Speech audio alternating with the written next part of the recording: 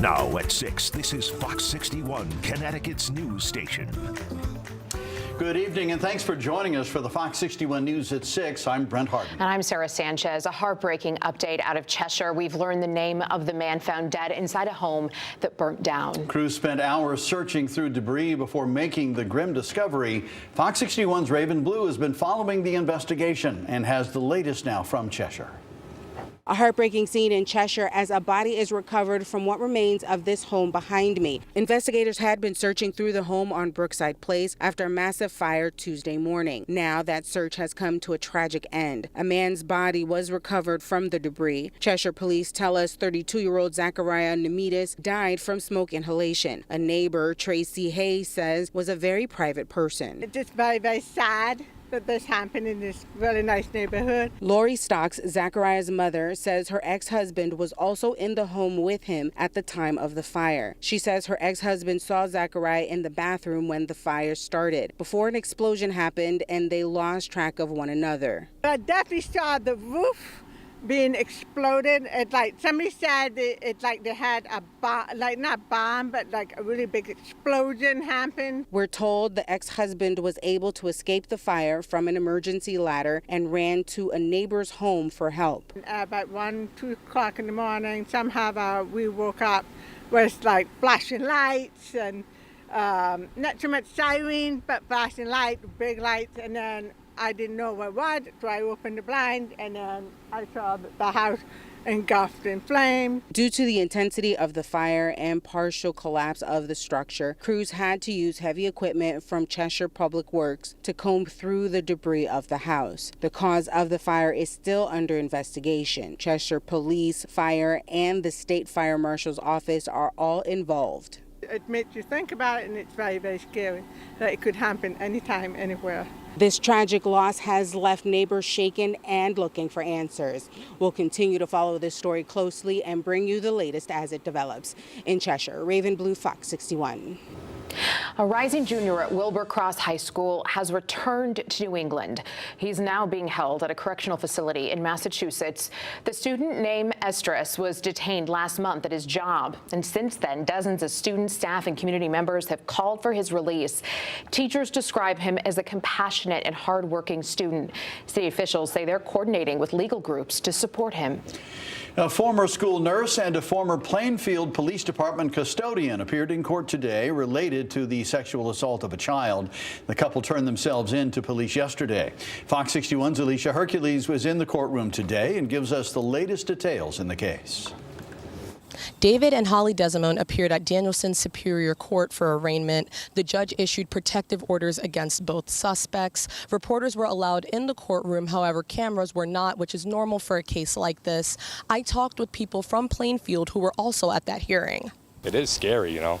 Scary to know that somebody like this can be hiding, you know, in your presence for 10 years. John Bailey has lived in the same neighborhood as the Desmonds for 10 years. After having what he calls several uncomfortable interactions with David Desmond over the years, he says it was important to take off from work and be at the court proceedings. Got to see him stare right into the eyes of a parent that has lived here for 10 years in discomfort with his behaviors, his tendencies.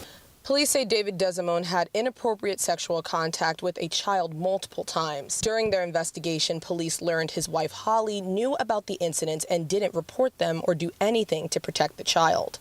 David faces 13 criminal charges, including sexual assault in the first degree.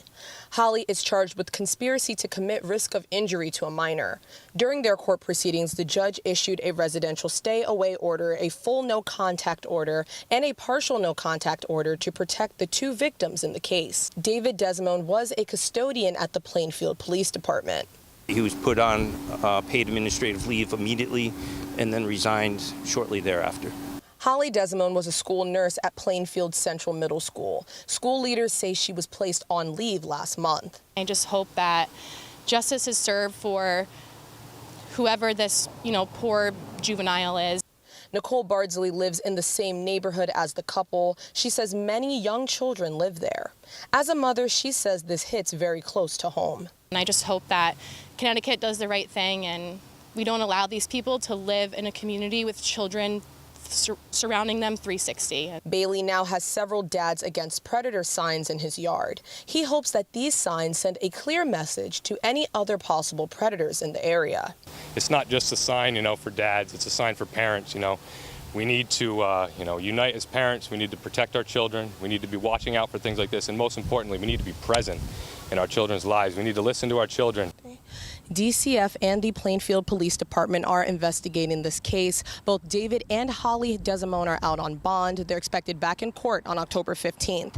In Danielson, Alicia Hercules, Fox 61.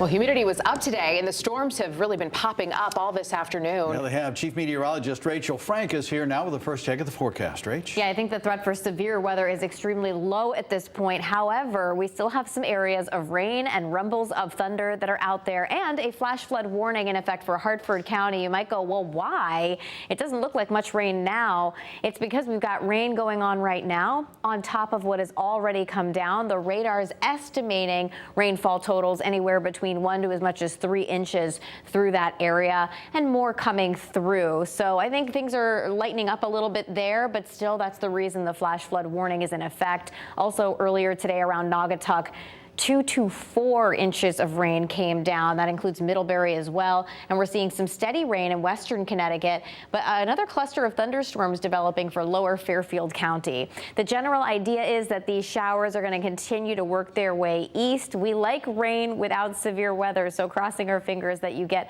at least some.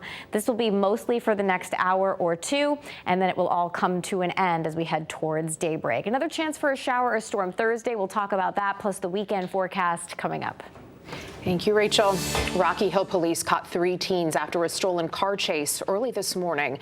Officers spotted the vehicle around 4:30. There were no working headlights, and they had to use stop sticks to blow out the tires. Well, the driver kept going before stopping in a yard on Dennyville Drive, where everyone then ran off. K-9 teams, drones, and officer help from other departments tracked the suspects down. We're told 18-year-old Kevin Gordon of Bloomfield has been charged with larceny and risk of injury to a child. A Pennsylvania man will spend 3 years in federal prison for trafficking fentanyl here in Connecticut. Prosecutors say 26-year-old Christian Segura was caught in Orange last year with nearly 500 grams of fentanyl. He pleaded guilty in April to possession with intent to distribute and must also pay a $20,000 fine. Tejada is free on a $50,000 bond but must report to prison on September 11th. Well, North Haven police arrested a man accused of causing a disturbance at the town's library. Officers say 47-year-old Donnie Brown exposed himself at the North Haven Memorial Library yesterday. Staff and patrons quickly alerted police, who found and arrested Brown soon after. He is charged with public indecency and breach of peace. Meriden police arrested 3 men after a narcotics investigation at the Meriden Green. Officers say Larry Jenkins was seen making several hand-to-hand drug deals before being resupplied by Jaden Vargas. When police moved in on them, Christopher Carangello tried to drive off and hit an unmarked police cruiser. Jenkins and Vargas have been charged with possession and intent to sell. Carangello's been charged with possession and other charges. A Meriden man confessed to police of trying to rob a Dunkin' yesterday in East Haven and other local robberies. David Pulcinella reportedly went to a Dunkin' on Frontage Road. We're told he demanded money from an employee and implied that he was armed. That employee ran through a back door to get to safety, and Pulcinella ran out of the business. No one got hurt, and he didn't steal anything. Officers later found him on Foxen Road. Pulcinella appeared in court earlier this morning on attempted robbery and threatening charges. A West Hartford woman was arrested early yesterday for DUI and failing to stop during a traffic stop on I-84. Troopers responded after multiple 911 calls reported her erratic driving. She failed field sobriety tests and was taken into custody. She's been released on bond and is scheduled to appear in Hartford Superior Court in September. Health concerns stemming from lead-based paint are still very much real for local families. In 1978, the United States banned the use of this paint on homes, and today many homes painted before the ban haven't been stripped or repainted. Celine Arif shares one solution to that problem in Waterbury. Waterbury is known for a lot of things, including many historic homes you'll find all around the city. And while beautiful, it's also what makes Waterbury one of the top cities in Connecticut for lead exposure in children. It's a problem Waterbury's health department has been working on since 2005. Thanks to federal grants, they fund lead hazard removal for those in Waterbury meeting income requirements and living in homes built in 1978 or older. Basically, it's for any homes with children under age of 6. And also right now we're including the pregnant woman. Richard Lee is a project director and says they fund up to $19,000 in lead removal for each housing unit. And the reason they prioritize homes with small children is because this is the time when they're developing their neural systems. For lead poisoning, they actually kind of damage the nervous system, so it can cause a lot of health concern. That's something Samantha Harvey sees constantly in her job as a lead inspector risk assessor. In Connecticut, young children get tested for lead levels, and when they come back abnormal, they're sent to her team where they test common areas in the home for lead. Definitely in friction areas. So yes, the windows with opening and closing, doors, entry and exit ways. She says dust and chipped paint can also spread the lead around, whether it's at the parent's home or another home the child stays at often. But she doesn't stop there. Her team tracks that child's health for years to make sure their lead levels go down. Program manager Lisa Librero says sometimes families do have to relocate when the lead removal work goes on, but they do have programs that could help with that. If they find lead in the windows, then we would replace windows, which would reduce their heating costs. If we find lead in the outside of the home, we could put vinyl siding. Another important thing to know if you have small children is some lead compounds can taste sweet, which can lead to kids eating the chipped paint. If you're looking for more resources on lead poisoning or this program, we will have a link on our website at fox61.com. Reporting in Waterbury, Celine Air, Fox 61.